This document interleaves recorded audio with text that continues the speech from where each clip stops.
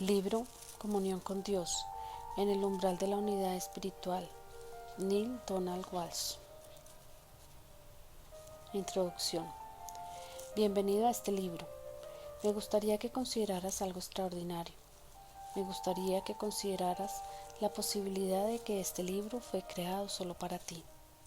Si puedes aceptar esta suposición, me parece que estás a punto de vivir una de las experiencias más decisivas de tu existencia. Ahora, me gustaría que consideraras algo todavía más extraordinario. Me gustaría que consideraras la posibilidad de que este libro fue creado para ti, por ti. Si puedes imaginar un mundo en el que nada te ocurre a ti y en el que todo ocurre a través de ti, habrás comprendido el mensaje que pretendías enviarte a ti mismo dentro de estas 7 frases.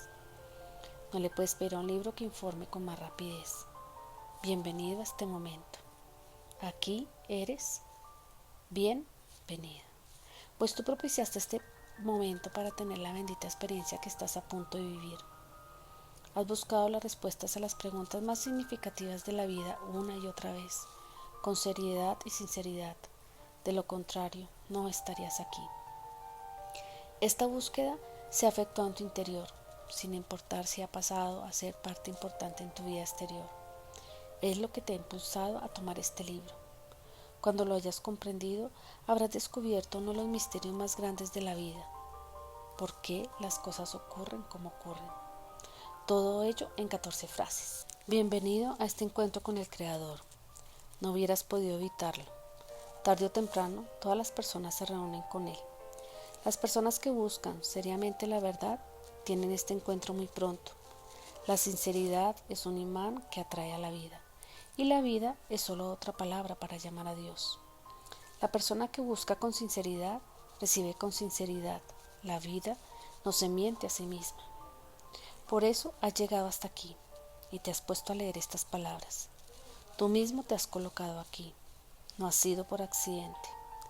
Reflexiona detenidamente cómo llegaste hasta aquí y verás. ¿Crees en la inspiración divina? Yo sí, tanto para mí como para ti. A algunas personas no les agrada cuando alguien dice que recibió la inspiración divina. Me parece que se debe a varias razones. Primera, la mayoría de la gente no cree haber recibido nunca la inspiración de Dios, cuando menos de manera inmediata, o sea, por comunicación directa. Por tanto, sospecha de cualquiera que lo afirme. Segunda, afirmar que Dios es nuestra inspiración indica cierta arrogancia que implica que no se puede discutir ni encontrar defecto alguno a la inspiración divina debido a su origen. Tercera, muchos de los que han afirmado recibir la inspiración divina han sido personas difíciles de tratar. Por ejemplo, Mozart, Rembrandt, Miguel Ángel y muchos papas, además de las innumerables personas que han cometido barbaridades en nombre de Dios. Finalmente, hemos convertido en santos a los que sí consideramos inspirados directamente por Dios, de manera que no estamos seguros de cómo tratarlos o cómo relacionarnos normalmente con ellos. En resumen, a pesar de que son maravillosos, nos hacen sentir incómodos. De modo que sentimos bastante desconfianza ante esta afirmación de que Dios es mi fuente. Y quizá está bien que nos sintamos así. No queremos tragarnos todo lo que los demás nos dicen solo porque afirman que traen un mensaje del Altísimo. Pero, ¿cómo podemos distinguir lo que es de inspiración divina de lo que no lo es? ¿Cómo podemos saber a ciencia cierta quién dice la verdad? Esa es la gran pregunta, pero ese es el gran secreto. No necesitamos saberlo. Lo único que debemos saber es nuestra verdad, no la de los demás. Una vez que lo comprendamos, lo entendemos todo. Comprendemos que lo que dicen los demás no necesita ser la verdad, solo debe conducirnos a nuestra propia verdad, y así será inevitablemente tarde o temprano. Todas las cosas nos conducen a nuestra verdad más íntima. Ese es su propósito. En efecto, ese es el propósito de la vida. La vida es la verdad que se revela ante sí misma. Dios es la vida que se revela ante sí. No podrías detener este proceso aunque quisieras, pero sí puedes acelerarlo. Eso es lo que estás haciendo aquí. Por eso has tomado este libro. Este libro no afirma contener la verdad. Su propósito es el de guiarte hacia tu propia sabiduría interior. No es necesario que estés de acuerdo con su contenido para que logre su propósito. De hecho, no importa que estés o no de acuerdo. Si estás de acuerdo, será porque ves en este libro tu propia sabiduría. Si no lo estás, será porque no puedes verla. En ambos casos, serás conducido a tu propia sabiduría. De modo que agradécete por este libro, porque ya te ha dejado claro un punto muy importante. La autoridad más importante reside en ti. Esto se debe a que cada uno de nosotros tiene conexión directa con lo divino. Cada uno puede tener acceso a la sabiduría eterna. En realidad, creo que Dios nos inspira a todos en todo momento, y aunque todos hayamos tenido esta experiencia, algunos la llaman de otro modo: eventualidad, coincidencia, suerte, accidente, experiencia fuera de lo común, encuentro fortuito e incluso intervención divina. Estamos dispuestos a reconocer que Dios interviene en nuestra vida, pero somos incapaces de aceptar la idea de que Dios pueda inspirarnos a pensar, decir o hacer algo en concreto. Nos parece que eso es pasarse de la raya. Voy a pasarme de la raya. Voy a declarar que creo que Dios me ha inspirado a escribir este libro y a ti a tomarlo. Ahora pongamos a prueba esta idea frente a las posibles razones que te inspirarían desconfianza. Primero, tengo la certeza, como acabo de decir, de que todos somos inspirados por Dios, siempre. No creo que ni tú ni yo seamos especiales, ni que Dios nos haya conferido determinado poder, ni que nos haya concebido un don particular que nos permita comulgar con lo divino. Creo que todos nos encontramos en este estado de comunión continua y que podemos experimentarlo de manera consciente cada vez que lo deseemos. De hecho, para mí que esta es la promesa de muchas religiones. Segundo, no creo que nuestras palabras, acciones o escritos se vuelvan infalibles cuando experimentamos un momento de apertura con lo divino. Con todo respeto a cualquier religión o movimiento que afirme que su fundador o líder actual es infalible, pienso que las personas con inspiración divina sí cometen errores. Y de hecho, creo que los cometen con regularidad. Por tanto, no creo que cada palabra de la Biblia, del Bhagavad Gita o del Corán sean literalmente verdaderas, ni que todo lo que dice el Papa cuando habla ex cátedra sea correcto, ni que todas las acciones de la Madre Teresa hayan sido las mejores en su momento. Sí creo que la Madre Teresa recibe la inspiración divina, pero eso y ser infalible son dos cosas muy distintas. Tercero, convivir conmigo puede llegar a ser muy difícil. Quienes han convivido conmigo lo saben mejor que nadie. Y no es que quiera decir que tú también tienes defectos, pero creo que los míos no me impiden recibir la ayuda y orientación directa de Dios. De hecho, creo todo lo contrario. Finalmente, no creo que me vaya a convertir en un santo que provoque la incomodidad de los demás. Más bien, creo todo lo contrario. Si la gente llega a sentirse incómoda conmigo, probablemente sea porque no soy lo suficientemente santo. Practicar lo que predico es un reto. Puedo escribir y decir frases muy inspiradoras, pero a veces me sorprendo haciendo cosas que no lo son. Me encuentro en un camino y desde luego que no he llegado a mi destino. Al parecer, ni siquiera estoy cerca. En realidad, la única diferencia entre la persona que soy ahora y la que era antes es que ahora, cuando menos, he encontrado el camino. Sin embargo, para mí es un gran avance. Pasé la mayor parte de mi vida sin saber siquiera a dónde me dirigía y luego preguntándome por qué no llegaba a mi destino. Ahora sé a dónde me dirijo. Vaya a casa, de regreso a la plena conciencia y experiencia de mi comunión con Dios. Y nada me lo puede impedir. Dios me lo ha prometido y yo creo en su promesa por fin. Dios también me ha enseñado el camino. Bueno, no el camino, sino un camino. Pues la verdad más grande de Dios es que no existe un solo camino a casa, sino muchos. Existen miles de caminos hacia Dios y todos llegan a Él. En efecto, todos los caminos conducen a Dios, porque no hay otro lugar a donde ir. De eso habla este libro, de cómo llegar a casa. Analiza la unidad con lo divino, o lo que yo llamo comunión con Dios.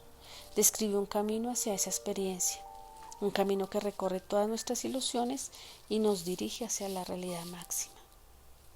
Este libro habla con una sola voz. Creo que la voz de Dios, la inspiración de Dios, la presencia de Dios que me mueve a mí y a ti. Si yo no creyera que la voz de Dios, su inspiración y su presencia circulan dentro de todos nosotros, tendría que dejar de creer que Dios inspiró todas las religiones del mundo. No estoy dispuesto. Creo que en eso todas las religiones están en lo cierto. Dios sí entra en nuestras vidas de manera real y presente, y no tenemos que ser santos ni sabios para que así sea. No es necesario que te unas a mí en esta creencia, ni que creas en todas las palabras de estas páginas. De hecho, sería más feliz si no lo hicieras. No creas en nada de lo que leas aquí. Reconoce, simplemente reconoce. Reconoce si algo de lo que aquí aparece es tu verdad. Si lo es, sabrás que es verdad, pues te habrás reunido con tu sabiduría interior. De no ser así, también lo sabrás, pues asimismo te habrás reunido con tu sabiduría interna. En cualquiera de los casos, obtendrás grandes beneficios, pues habrás experimentado en este momento de reunificación tu propia comunión con Dios. Y ese era tu propósito cuando llegaste aquí, a estas páginas, a este planeta. Bendito seas, Neale Donald Walsch, Oregon, julio de 2000. Prólogo. Dios ha hablado contigo de diferentes maneras a lo largo de muchos años, pero en raras ocasiones de forma tan directa como ahora. En esta ocasión te habla con tu propia voz, y eso solo ha ocurrido en contadas ocasiones en el curso de tu historia. Pocas personas han tenido el valor de escucharme de esta manera, como si se escucharan a ellas mismas, y menos aún les han comunicado a otras los que han escuchado. Los pocos que han escuchado y comunicado lo que escucharon han cambiado el mundo. Esopo, Confucio, Lao Tse, Buda, Mahoma, Moisés y Jesús han sido algunos. También Chuang-Tzu, Aristóteles, Juanpo, Sahara, Mahavira y Krishnamurti. Asimismo, Paramahansa y Yogananda, Ramana Maharshi, Kabir, Ralph Waldo Emerson, Thich Nhat Hanh, el Dalai Lama y Elizabeth Clinton, así como Sri Aurobindo, la Madre Teresa, Meher Baba, Mahatma Gandhi, Khalil Gibran, Bahá'u'lláh, Ernest Holmes y Sai Baba. Además, Juana de Arco, Francisco de Asís, Joseph Smith y muchos otros no mencionados aquí. La lista podría continuar. Sin embargo, en comparación con el total de las personas que han habitado en tu planeta, su número es muy reducido. Estos pocos han sido mis mensajeros.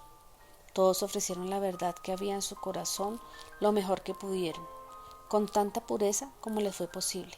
Y aunque todo lo hicieron a través de filtros imperfectos, es indudable que llevaron a tu conciencia una sabiduría extraordinaria que ha beneficiado a toda la especie humana. Lo asombroso es lo parecido de sus percepciones, planteadas en momento y lugares muy diferentes, separadas por innumerables siglos. Es como si hablaran al mismo tiempo. Así de pequeñas son sus diferencias y así enormes sus elementos comunes.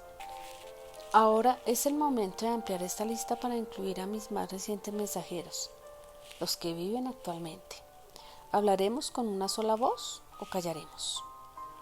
Tú tomarás esa decisión, como siempre, pues en cada momento de la hora has tomado tu decisión y la has expresado con la acción.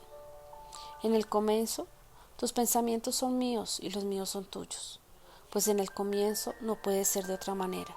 Solo existe una fuente de lo que es y la fuente es lo que es. Todas las cosas emanan de esa fuente. Luego penetran a la totalidad del ser y se revelan como una individualidad del todo. Las interpretaciones individuales del único mensaje que existe producen el milagro de la unidad en muchas formas. Esta unidad con muchas formas es lo que tú llamas vida. La vida es una interpretación de Dios. En otras palabras, es Dios traducido a muchas formas. El primer nivel de traducción es de lo no físico unificado a lo no físico individualizado.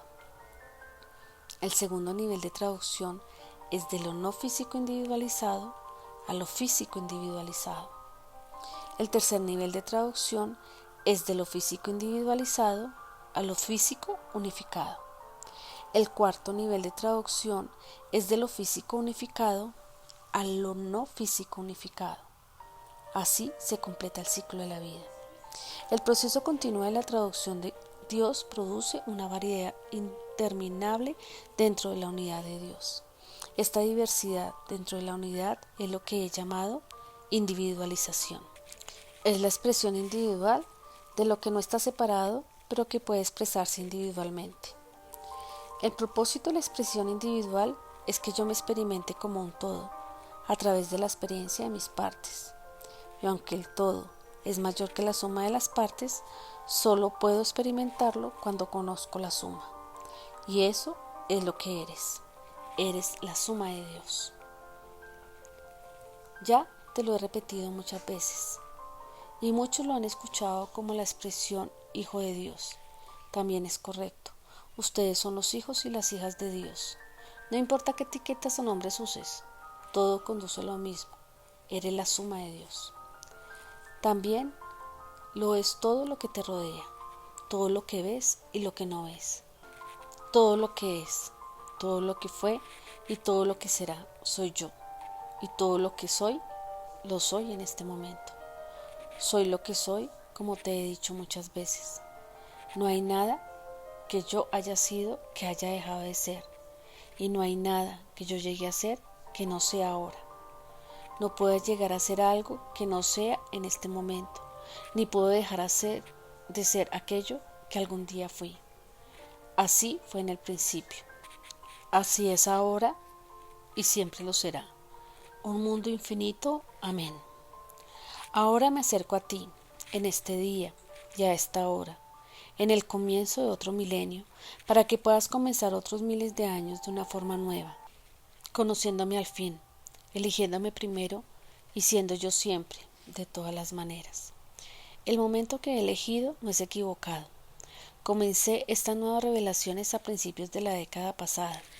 Continué con mis conversaciones contigo durante los últimos años del siglo y en los últimos momentos del pasado milenio te recordé cómo entablar una amistad conmigo. Ahora, en el primer año del nuevo milenio, te hablo con una sola voz, para que así podamos experimentar la comunión. De elegir esta experiencia de comunión con Dios, finalmente conocerás la paz, la alegría sin límites, la plena expresión del amor y la libertad total. De elegir la verdad, cambiarás tu mundo. De elegir esta realidad, la crearás y finalmente experimentarás quién eres realmente. Será lo más difícil que hayas hecho jamás y lo más fácil que llegarás a ser. Será lo más difícil que hayas hecho nunca porque tendrás que negar quién crees que eres y dejar de negarme a mí. Será lo más fácil que hayas hecho jamás porque no tendrás que hacer nada. Tu única función es ser. Y todo lo que debe ser soy yo. Incluso esto no será un acto de voluntad, sino un simple reconocimiento. No requerirá de una acción, sino de una aceptación. He estado buscando esta aceptación desde siempre. Cuando me aceptas, me permites entrar en tu vida. Aceptas que tú y yo somos uno. Este es el boleto para el cielo. Dice, entrada para uno. Cuando yo logre la entrada a tu corazón, tú lograrás la entrada al cielo, y tu cielo puede estar en la tierra. Todo puede ser en realidad en la tierra como en el cielo. Cuando acabe el tiempo de separación y llegue el momento de la unificación conmigo, con tus semejanzas y con todo ser vivo. Esto es lo que he venido a decirte una vez más a través de los mensajes de la actualidad. Los identificarás como mis mensajeros porque todos traen el mismo mensaje. Todos somos uno. Este es el único mensaje que importa, es el único mensaje que existe. Todo lo demás en la vida es un reflejo de este mensaje. Todo lo demás lo transmite. El hecho de que hasta ahora no lo hayas podido recibir, lo has escuchado con frecuencia, pero no lo has podido recibir, es lo que ha originado cada desgracia, cada pena, cada conflicto, cada corazón roto en tu experiencia. Ha originado cada asesinato, cada guerra, cada violación y robo, cada agresión y ataque mental, verbal o físico. Ha originado cada enfermedad y malestar y cada encuentro con lo que llamas muerte. La idea de que somos uno es una ilusión. La mayoría de la gente cree en Dios, pero no en un Dios que crea en ella. Dios sí cree en la gente y la ama más de lo que la mayoría sabe.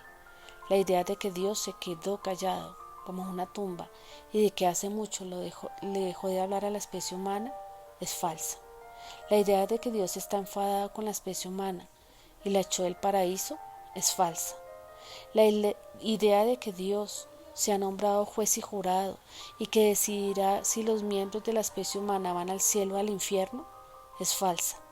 Dios ama a todos los individuos que alguna vez vivieron, que viven ahora o que llegarán a vivir. Dios desea que todas las almas regresen a Él y el cumplimiento de este deseo es algo inevitable. Dios no está separado de nada y nada está separado de Dios.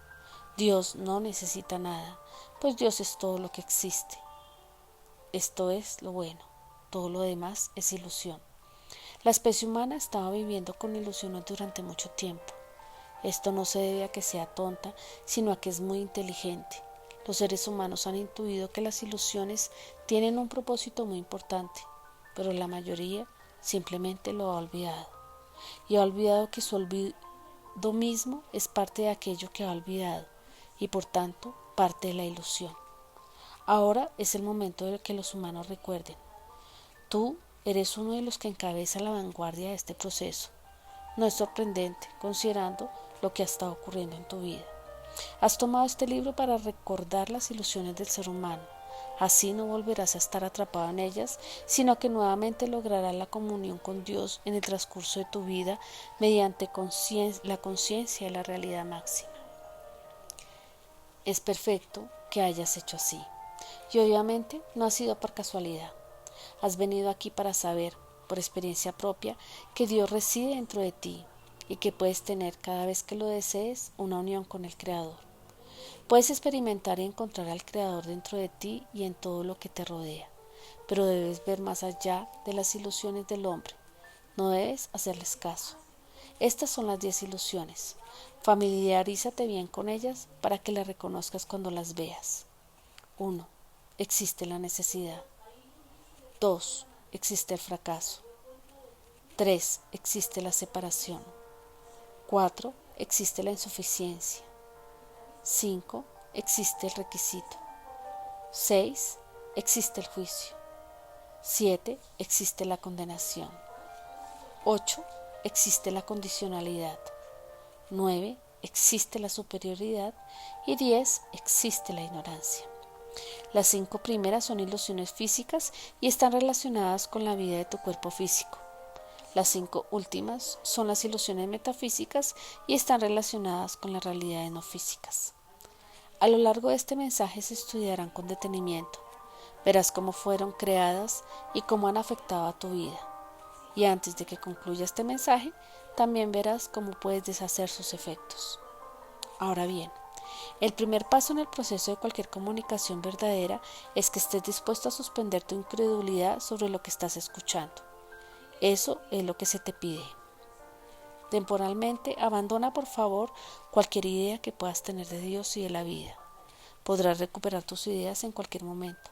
No se trata de abandonarlas para siempre, sino tan solo de hacerlas a un lado por un momento para dar margen a la posibilidad de que quizás existe algo que no sabes y cuyo conocimiento podría cambiarlo. Examina, por ejemplo, tu reacción ante la idea de que Dios se comunica contigo en este momento. En el pasado, encontraste todo tipo de razones para no aceptar que puedes sostener una verdadera conversación con Dios. Te voy a pedir que hagas esos pensamientos a un lado y supongas que estás recibiendo este mensaje directamente de mí. Para facilitarte las cosas, hablaré de mí en tercera persona durante gran parte de esta comunicación. Reconozco que tal vez te desconcierte un poco escucharme hablar en primera persona del singular. Así pues, aunque lo haré de vez en cuando, solo para que recuerdes quién te está dando esta información, la mayor parte del tiempo me referiré a mí sencillamente como Dios. Si bien inicialmente recibir un mensaje directo de una divinidad te puede parecer improbable, debes comprender que estás tomando parte de este comunicado para recordar, por fin, quién eres realmente y las ilusiones que has creado. Pronto comprenderás perfectamente que, de hecho, has causado que este libro llegara a tus manos. Por el momento, simplemente escúchame cuando te digo que en la mayor parte de los momentos de tu vida estás viviendo una ilusión. Las 10 ilusiones del hombre son ilusiones muy grandes, muy convincentes, que has creado al comenzar tu experiencia sobre la tierra, y todos los días creas cientos de ilusiones más pequeñas. Puesto que crees en ellas, has inventado una historia cultural que te permite vivir estas ilusiones y convertirlas en realidad.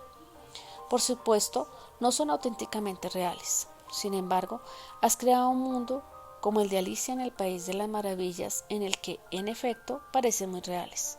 Igual que el sombrerero loco, negarás que lo falso sea falso y que lo verdadero es verdadero. De hecho, lo has estado haciendo durante mucho tiempo. Una historia cultural es una historia que se ha transmitido de generación en generación a lo largo de los siglos y milenios. Es la historia que te narras acerca de ti mismo.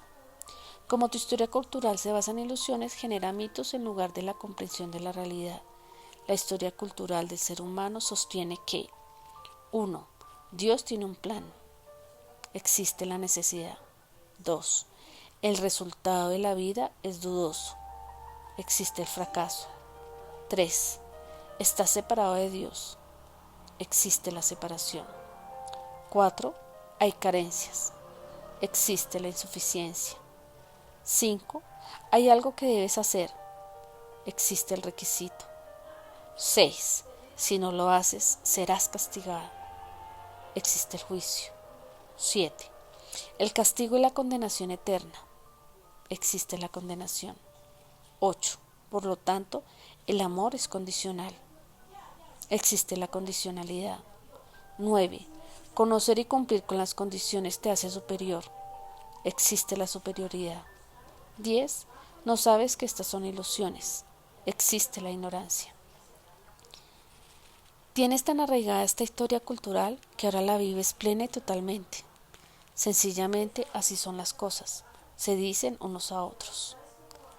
Esto se lo han repetido mutuamente durante siglos, milenio tras milenio, durante tanto tiempo que han surgido mitos basados en esas ilusiones e historias. Algunos de los mitos más célebres se han reducido a conceptos como Señor, hágase tu voluntad.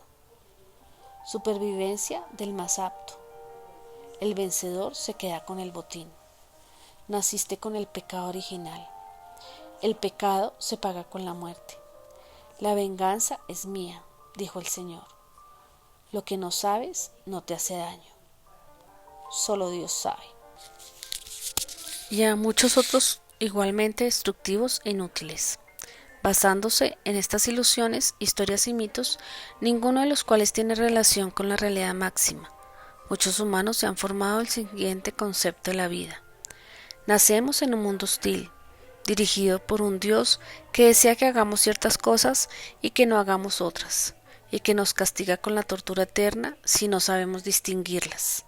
Nuestra primera experiencia de la vida es la separación de nuestra madre, fuente de nuestra vida. Esto crea el contexto de toda nuestra realidad, la cual experimentamos como una separación de la fuente de toda la vida. No solo estamos separados de toda la vida, sino en las demás partes de la vida. Todo lo demás que existe, existe separado de nosotros, y estamos separados de todo lo que existe. No queremos que las cosas sean así, pero así son. Nos gustaría que fueran de otra manera y luchamos para cambiarlas. Buscamos experimentar una vez más la unidad con todas las cosas y en especial con los demás. Quizá no sepamos exactamente cómo, aunque sea casi instintivo. Nos parece que es lo natural. El único problema es que no parece haber suficiente de los demás para satisfacernos. Sea lo que sea que deseemos, nunca recibimos lo suficiente. No tenemos suficiente amor, ni suficiente tiempo, ni suficiente dinero. No tenemos suficiente lo que creemos necesitar para sentirnos felices y satisfechos. En el momento en que pensamos que tenemos suficiente, decidimos que queremos más. Puesto que no hay suficiente de lo que creemos necesitar para ser felices, debemos luchar para obtener lo más que podamos. Se nos exige algo a cambio de todo, desde el amor de Dios hasta las riquezas naturales de la vida. No basta con estar vivo. Por tanto, nosotros, igual que el resto de la humanidad, no somos suficientes. Como simplemente ser no es suficiente, comienza la competencia. Si lo que hay no es suficiente, hay que competir por lo que hay. Debemos competir por todo, incluyendo a Dios. Esta competencia es difícil, es por nuestra supervivencia misma. En esta competencia solo los más aptos sobreviven y el vencedor se queda con el botín. Si perdemos, vivimos un infierno sobre la tierra y después de morir, si perdemos en la competencia por Dios, experimentaremos el infierno nuevamente, pero esta vez para siempre. En realidad, la muerte fue creada por Dios porque nuestros antepasados tomaron las decisiones equivocadas. Adán y Eva tenían vida eterna en el jardín del Edén, pero entonces Eva se comió la fruta del árbol de la ciencia del bien y del mal y ella y Adán fueron expulsados del jardín por un Dios enfurecido. Este Dios los sentenció a ellos y a todos sus descendientes para siempre a la muerte como primer castigo. A partir de entonces, la vida del cuerpo estaría limitada y ya no sería eterna, ni tampoco materia de la vida. Sin embargo, Dios nos devolverá la vida eterna si no volvemos a transgredir sus reglas. El amor de Dios es incondicional, pero sus retribuciones no. Dios nos ama aunque nos sentencie a la condena eterna. A Él le hiere más que a nosotros, porque realmente desea que regresemos a casa, pero no puede hacer nada si nos portamos mal. Nosotros decidimos. Por tanto, la clave radica en no portarnos mal. Debemos ser buenos, debemos luchar por serlos. Para hacerlo, hemos de saber qué desea y qué no desea Dios. No podemos complacer a Dios y tampoco podemos evitar ofenderlo si no sabemos distinguir entre el bien y el mal, de modo que debemos saber cuál es la verdad. Es fácil comprender e identificar la verdad. Todo lo que debemos hacer es escuchar a los profetas, maestros y sabios, y a la fuente y al fundador de nuestra religión. Si existe más de una religión y por tanto más de una fuente y un fundador, entonces debemos asegurarnos de elegir la religión correcta. Elegir la equivocada puede convertirnos en perdedores. Cuando elegimos la correcta, somos superiores. Somos mejores que nuestros semejantes, pues tenemos la verdad de nuestro lado. Esta condición de ser mejores nos permite obtener mayor cantidad de premios en la competencia, sin competir realmente por ellos. No nos declaramos ganadores antes de que comience la competencia. Debido a este razonamiento, nos concedemos todas las ventajas y escribimos nuestras reglas de la vida de tal manera que a algunos les resulte casi imposible ganar los premios realmente importantes. No hacemos esto por maldad, sino para asegurarnos el triunfo, como corresponde, puesto que los de nuestra religión, nacionalidad, raza, género y tendencia política son los que conocen la verdad y por tanto merecen ser los triunfadores. Como merecemos triunfar, tenemos derecho a amedrentar a otros, a pelear con ellos, incluso a matarlos de ser necesario a fin de obtener este resultado. Tal vez exista otra manera de vivir. Quizás Dios tiene otra cosa en mente, otra verdad más grande, pero si la hay, no la conocemos. De hecho, ni siquiera es evidente que debamos conocerla. Es posible que ni siquiera debamos intentar saberla, y mucho menos conocer y comprender a Dios de verdad. Intentarlo sería un atrevimiento, y afirmar que ciertamente lo has logrado sería una enorme blasfemia. Dios es el conocedor desconocido, el conmovedor inmutable, el gran invisible. Por tanto, no podemos saber la verdad que debemos conocer para poder cumplir con las condiciones que debemos cumplir para recibir el amor que debemos recibir, para así evitar la condenación que intentamos evitar para gozar de la vida eterna que teníamos antes de que todo comenzara. Nuestra ignorancia es desafortunada, pero no debe ser problemática. Todo lo que debemos hacer es aceptar de buena fe aquello que creemos saber con certeza, nuestra historia cultural, y actuar como corresponde. Esto ya lo hemos intentado, cada uno en sus creencias, y así hemos producido la vida que ahora vivimos y la realidad sobre la tierra que estamos creando. Esta es la interpretación de la mayor parte de la humanidad, con ligeras variaciones según los individuos, pero es así, en esencia, como viven sus vidas, justifican sus decisiones y explican los resultados. Algunos de ustedes no aceptan todo esto, pero en parte todos lo hacen y aceptan estas afirmaciones como el funcionamiento de la realidad, no porque reflejen su sabiduría más profunda, sino porque alguien les dijo que son verdad. En algún nivel han tenido que forzarse a creer en ellas. A esto se les llama fingir. Sin embargo, ahora es el momento de dejar de fingir y enfocar la realidad. Esto no será fácil, porque la realidad máxima será muy diferente de lo que muchas personas de tu mundo aceptan hoy como real. Literalmente, tendrás que, entre comillas, estar en este mundo sin pertenecer a él, cierro comillas. ¿Y cuál sería el propósito si tu vida está bien? Ninguno. No tendría ningún propósito. Si estás satisfecho con tu vida y con el mundo tal como es, no hay razón para que modifiques tu realidad y dejes de fingir.